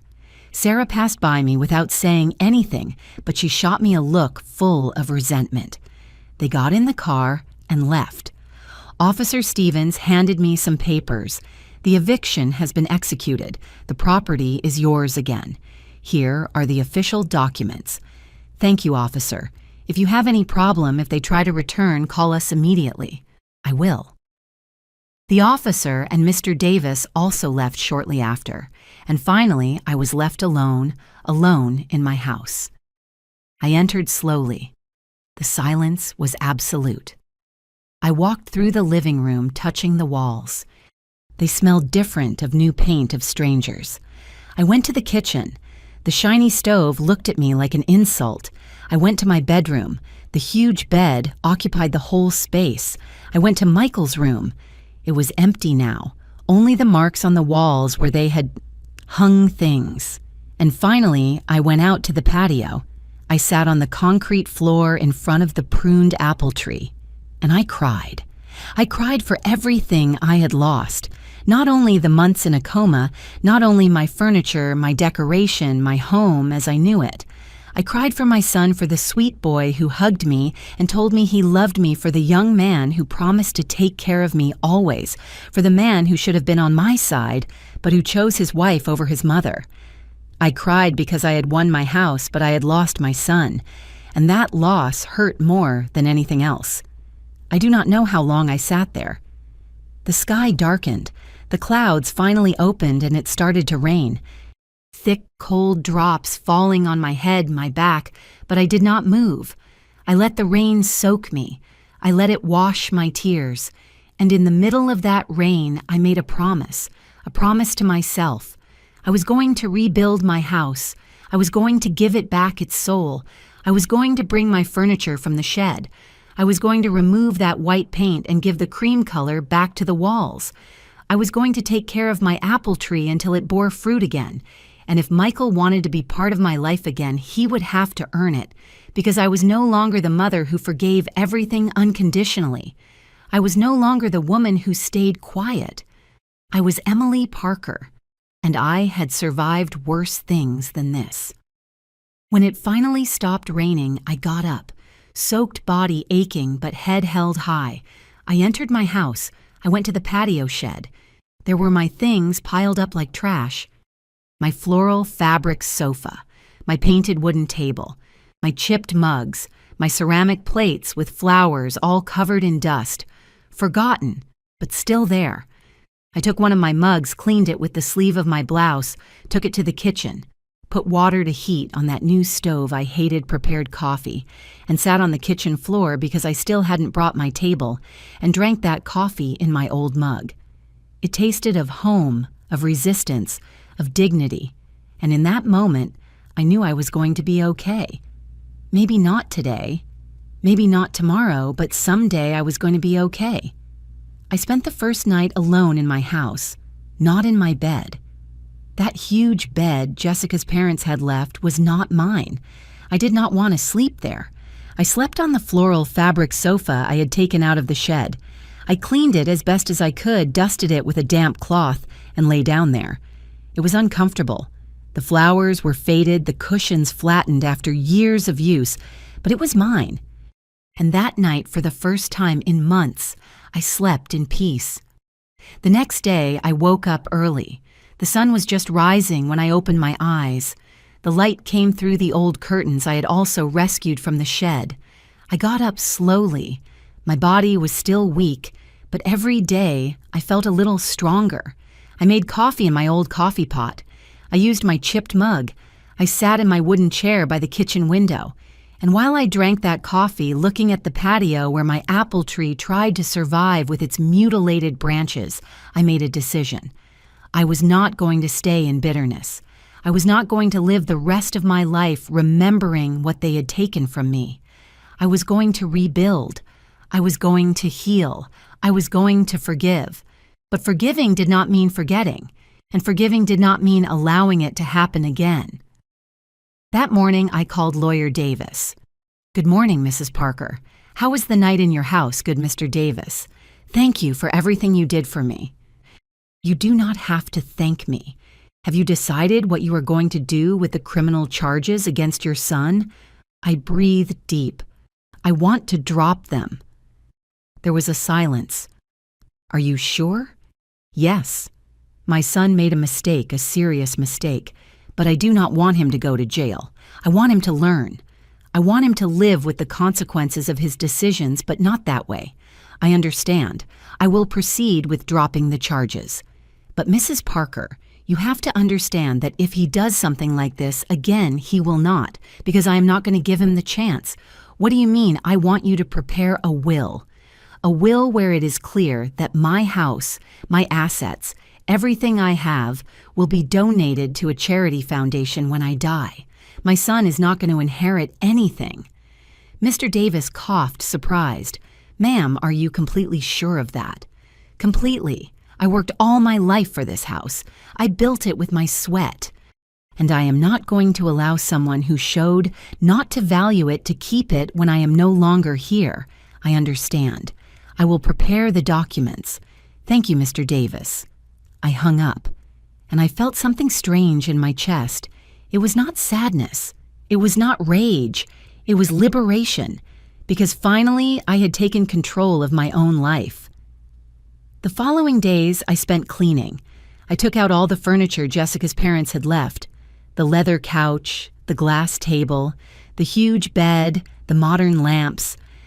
I piled them in the yard covered with plastic. Michael could come pick them up whenever he wanted, or they could stay there until they rotted. I did not care. Little by little, I brought my things from the shed. My painted wooden table went back to the kitchen. My mismatched chairs, my old stove. I had to pay a plumber to reconnect it, but it was worth it. In the living room, I placed my floral sofa, my wooden coffee table with burns from hot cups, my floor lamp with the yellow fabric shade. I hung my old curtains, my cheap paintings bought at the flea market, and slowly the house began to look like what it had been again, like my home. One afternoon while I was painting the living room walls, returning that cream color I liked so much to them, someone knocked on the door. It was Michael. I had not seen him since the day of the eviction. It had been a week already. He looked terrible. Deep, dark circles, unshaven beard, wrinkled clothes. Mom. Michael. We stood looking at each other for a moment. "Can I come in?" I stepped aside. He entered slowly, looking around, seeing the changes, the old furniture I had put back, the half-painted walls. "Are you fixing everything?" "Yes. I am returning the house to how it was before. Mom, about what happened. I do not want to talk about that now, Michael, but I need you to know I am sorry." "Do you really feel sorry?" I turned to look at him. "Do you feel sorry because it was wrong, or do you feel sorry because you got caught?" He stayed quiet. "Michael." I dropped the criminal charges. "You are not going to jail." His eyes lit up with relief. "Really?" "Yes. But there are conditions." "Which ones?" "First, you never make decisions about my life, my assets, or my health without my explicit consent again. Second, if I ever become sick or incapacitated again, there is a legal document specifying exactly who has the power of decision over me, and it is not you." I saw him go pale. "Mom, third condition. I changed my will. This house, everything I have, will be donated when I die. You are not going to inherit anything." "What you heard right, but I am your son. I am your only son. And I was your mother. Your only mother. and yet you left me with nothing when you thought I was not going to wake up." Tears started running down his face. "Mom, please, I know I screwed up. I know I made the worst decision of my life. But I am still your son. I know. And that is why I dropped the charges. That is why you are not in jail. But that does not mean I am going to reward what you did by leaving you everything I have. And what do you want me to do? What can I do to fix it?" I approached him. "I want you to learn. I want you to understand that decisions have consequences. I want you to value the people who love you before it is too late. I value you, Mom. I love you. Then prove it. Not with words, with actions. How you have to discover that yourself." He stayed there standing in the middle of my living room crying like I had not seen him cry since he was a child, and a part of me wanted to hug him, wanted to tell him everything was okay, that I forgave him completely, but I did not, because it was not okay, and complete forgiveness had to be earned. "You can come visit me whenever you want," I said softly, "but I am no longer the mother who says yes to everything. I am no longer the woman who sacrifices without limits. I am Emily, and if you want a relationship with me, it is going to be on my terms." He nodded, wiping his tears. "I understand. How are things with Jessica?" His face darkened. "Not good. She is very angry. She says I chose my mother over her, that I humiliated her in front of her parents. And what did you tell her that I did the right thing, that I should have done it from the beginning?" I felt something in my chest, something like pride. "Did you really tell her that?" "Yes. And she says she needs time, that she does not know if she can stay married to me. And what do you want? I do not know, Mom. I love Jessica, but I cannot keep being the person I was, the person who let her make all the decisions, the person who hurt you to please her." I sat on my floral sofa. "Michael, sit down." He sat next to me. "When your dad died, I was 30. I was alone with an 8-year-old boy without money. It would have been easy to give up. It would have been easy to let bitterness consume me. But you did not. No, because I decided I was going to be stronger than my circumstances. I decided I was going to build a dignified life for you and for me." I looked him straight in the eyes. "Now you are in a similar moment. You have to decide what kind of man you want to be. A man who lets himself be manipulated, or a man who makes his own decisions even if they are hard. And if Jessica leaves me, then she was not the right person for you. But I love her. Love is not enough, Michael. You also need respect. You need your partner to value you as a person, not just as a provider or as an extension of herself." He stayed in silence, thinking. "Did you love Dad?" I smiled sadly. "A lot. But what I value most about our relationship was not just love. It was mutual respect. It was that he never asked me to stop being who I was, and I never asked that of him. Jessica. Jessica has always wanted to change me. I know. How do you know? Because I saw it from the first day I met her. I saw how she looked at you, how she looked at your clothes, your car, your life, as if everything needed to improve. Why did you never say anything? Because you were happy. Or I thought you were happy and I wanted you to be happy. I do not know if I have been happy, Mom. Honestly, I do not know." I took his hand. "Then you have to figure it out. But do it for you, not for her, not for me. For you." He nodded. We sat in silence for a long while. Finally, Michael spoke. "Are you ever going to trust me again?" I thought about my answer carefully. "I do not know, son. Trust is like a mirror. Once it breaks, you can glue it. But you will always see the cracks. I understand. But that does not mean we cannot try. It just means it is going to take time. How much time, I do not know. Maybe months. Maybe years. Maybe it never goes back to how it was before.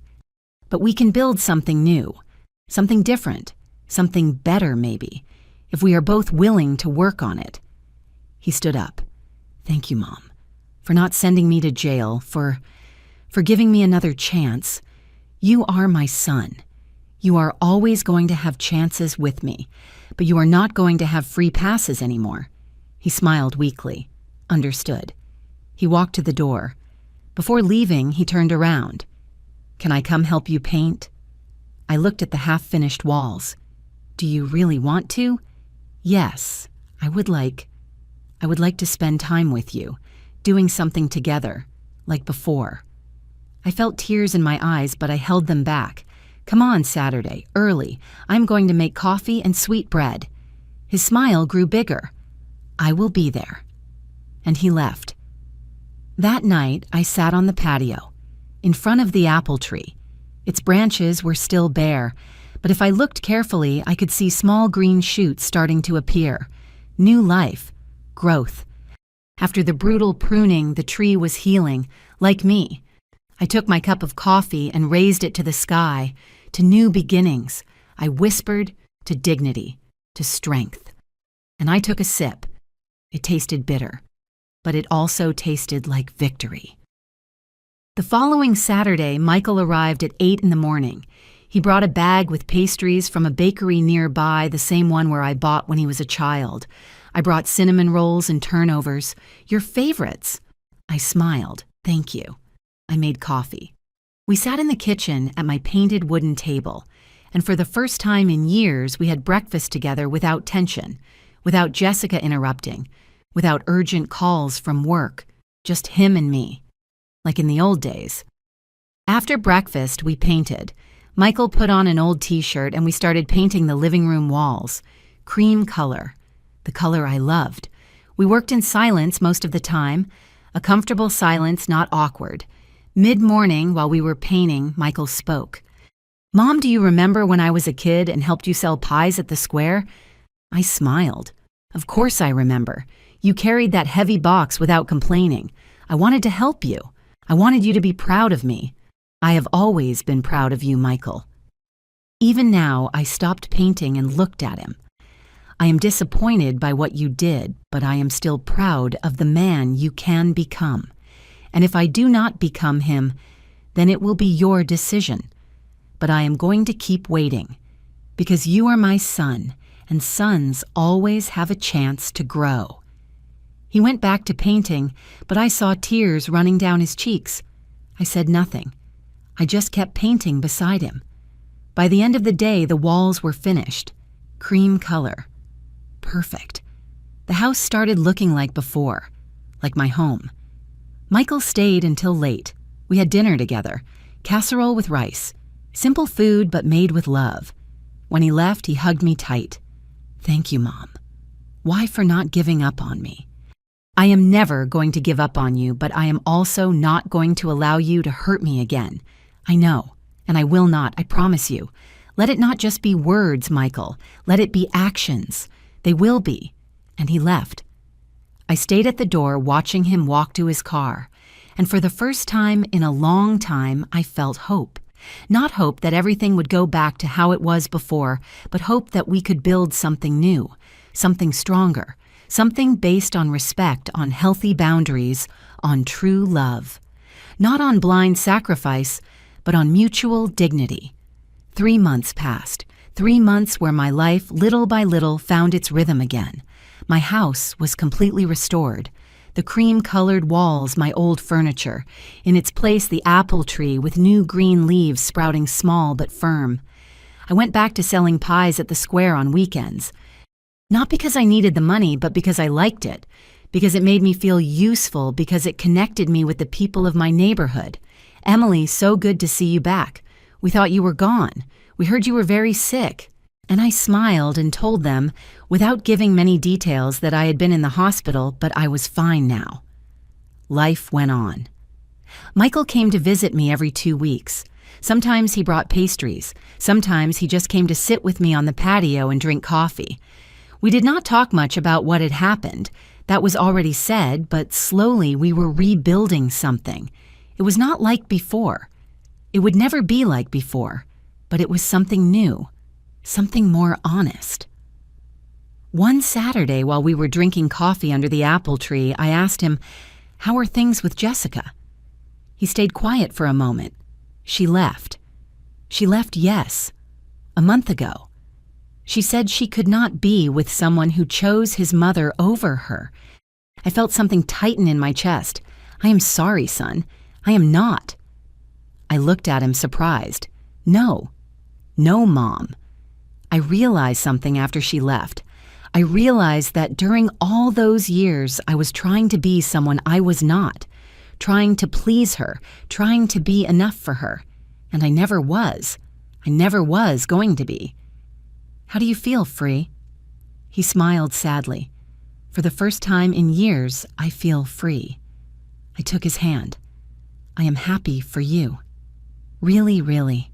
You deserve someone who loves you as you are not someone who wants to change you." He nodded. Her parents also left. They rented a small apartment in another neighborhood. Frank had to go back to work. Sarah is doing odd jobs to help with expenses. I said nothing. I did not feel satisfaction or joy for their situation, just acceptance, the natural consequences of decisions. One afternoon while I was watering the apple tree, Mrs. Higgins came to visit me. "Emily, can I come in?" Of course, Mrs. Higgins. "Come in." We entered the kitchen. "I made coffee. How have you been, dear good?" "Every day better. I am very glad to see you like this. When you woke up from the coma, I thought you were not going to make it. I thought so too, but here I am. And your son, how is he? He is finding himself, I think." Jessica left him. Mrs. Higgins nodded. "I know. I met Jessica 2 weeks ago at the market." "Oh, yeah, yes. She looked different, thinner, with unkempt hair. Nothing like the Jessica we knew. Did you talk a little? She told me she was living with her parents, that Michael had disappointed her, that she could not believe he had put her in that situation." I took a sip of coffee. "And what did you tell her?" I told her that decisions have consequences, and that maybe she should have thought about that before taking her mother-in-law's house. I could not help smiling a little. "Did you really tell her that?" "Of course. Someone had to tell her." Mrs. Higgins winked at me. 2 weeks later, I received a call. It was a number I did not recognize, but I answered. "Mrs. Emily Parker." "Yes, it is me. This is Ms. Thompson from the hospital where you were admitted. I am calling you because we have been reviewing your case, and we would like to ask you some questions. Questions about what? About the medical decisions that were made during your coma, and about who authorized them." I felt a chill. "What kind of decisions?"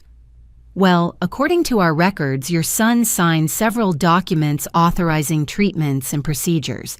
But now that we have reviewed the files, we realize that some of those documents have irregularities. What kind of irregularities? I would prefer not to discuss it over the phone. Could you come to the hospital this week?" "Yes, I can go." "Perfect. Does Thursday at 2 in the afternoon work for you?" "Yes, I will be there." I hung up. What else had Michael done while I was in a coma? On Thursday, I went to the hospital. Miss Thompson was a woman of about 40, serious, with glasses and hair pulled back in a tight bun. She received me in her office. "Mrs. Parker, thank you for coming. I know this must be uncomfortable for you. What did you find?" She opened a folder. "During your coma, your son authorized several treatments and procedures. Some of them were necessary, but others were not. Like which ones?" For example, he authorized the suspension of certain early rehabilitation treatments that would have helped prevent muscle atrophy and would have facilitated your recovery. I felt blood rushing to my head. Why would he do that? Ms. Thompson looked at me with compassion. "According to the nurse's notes, your daughter-in-law was pressuring to let you go in peace, not to prolong your suffering unnecessarily. But I was not suffering. I was in a coma. I know, and that is why we are reviewing the case. We also found that your son tried to access your life insurance while you were unconscious." "My life insurance?" Yes, you have a small policy, $20,000. Your son tried to collect it, arguing that you had no chance of recovery. But the insurance company refused because you were still alive. I was speechless. Michael had tried to collect my insurance while I fought for my life. Is there any legal action you want to take? Ms. Thompson asked. I closed my eyes. No, I already did what I had to do. I already set limits, but thank you for informing me. Are you sure? Yes, life is already taking care of giving the necessary lessons. I did not say anything to Michael about what Ms. Thompson had told me, not because I wanted to protect him, but because it no longer mattered. I had already taken the decisions I had to take. I had already set the limits I needed, and life was already doing its job. I learned from Mrs. Higgins that Jessica had to sell her jewelry. The jewelry she liked to show off so much. The gold earrings, the pearl necklace, the expensive watch, all sold to help her parents pay rent. I also learned that Michael had been fired from his job, not for poor performance, but because the company was cutting staff. And he, without Jessica's support, without the appearance of success she demanded, had been one of the first on the list. I felt no joy hearing these things, only understanding. Karma is simply life responding to our decisions. One Sunday afternoon, Michael came to visit me. He looked tired but calmer than before. Mom, I lost my job. I know. How Mrs. Higgins told me. We sat on the patio. The apple tree now had branches full of leaves. There were still no apples, but it looked alive strong. What are you going to do? I do not know. I am looking for another job, but meanwhile, I am selling some things, simplifying my life. How do you feel about that? Honestly, good. I realized I had a lot of things I did not need, things I bought to impress Jessica, to impress her parents, to seem more successful than I was. And now I just want to live honestly. Work hard, be a better person, a better son.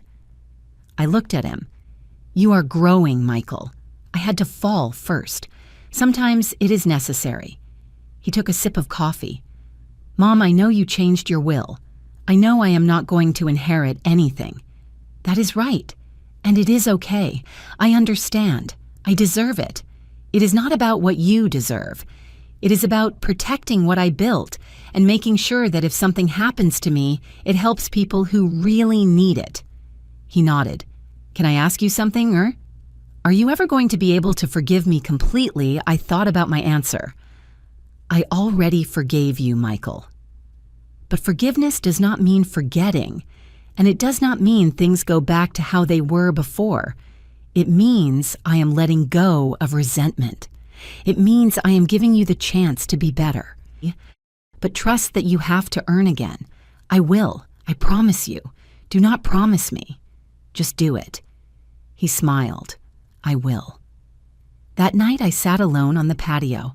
The stars shone in the dark sky. The air smelled of wet earth. It had rained early in the afternoon. I looked at the apple tree.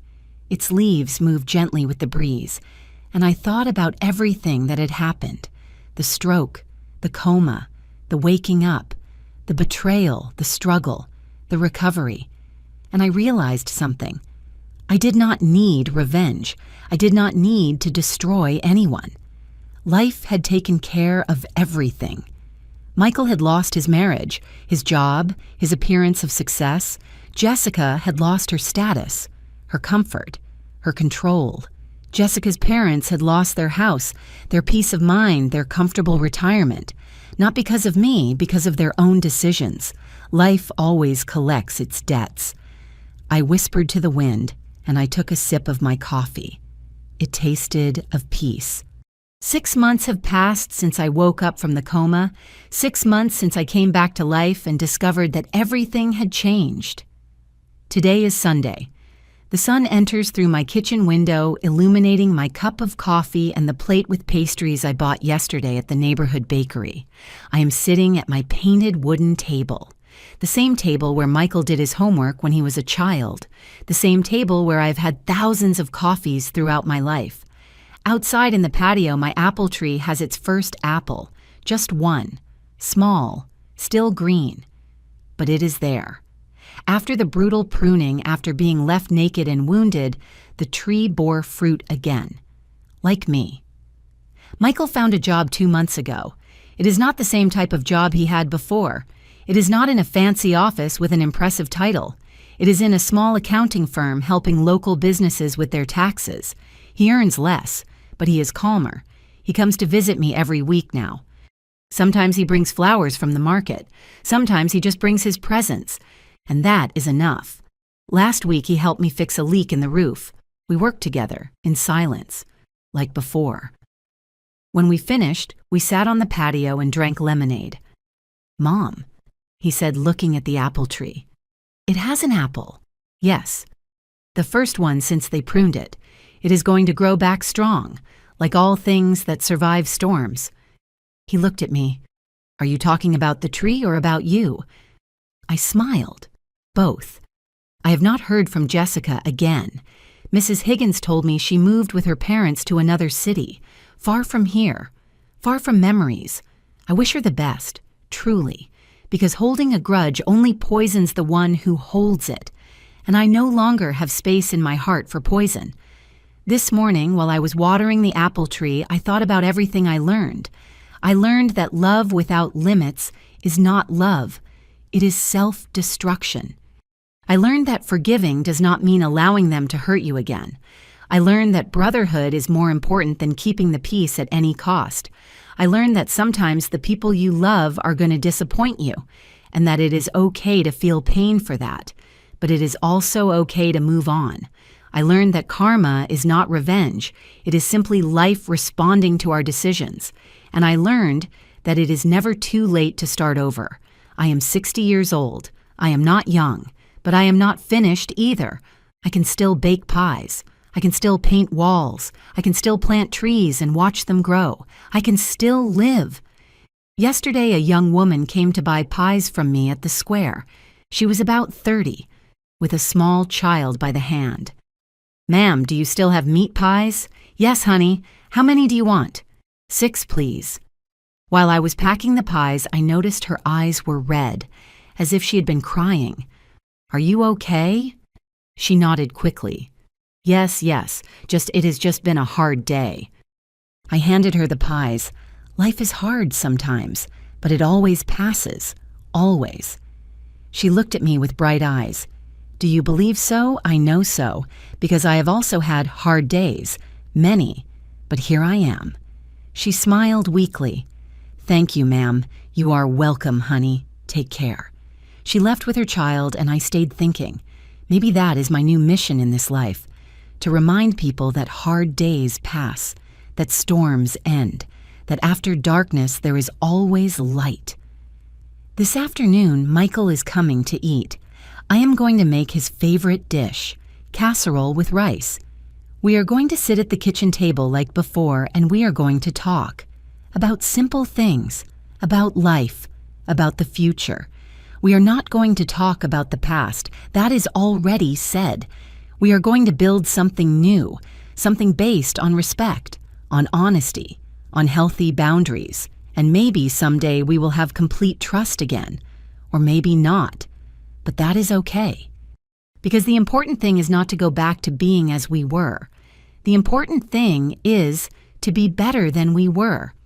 If you are listening to this story, if you got this far, I want you to know something. It does not matter how dark your day is.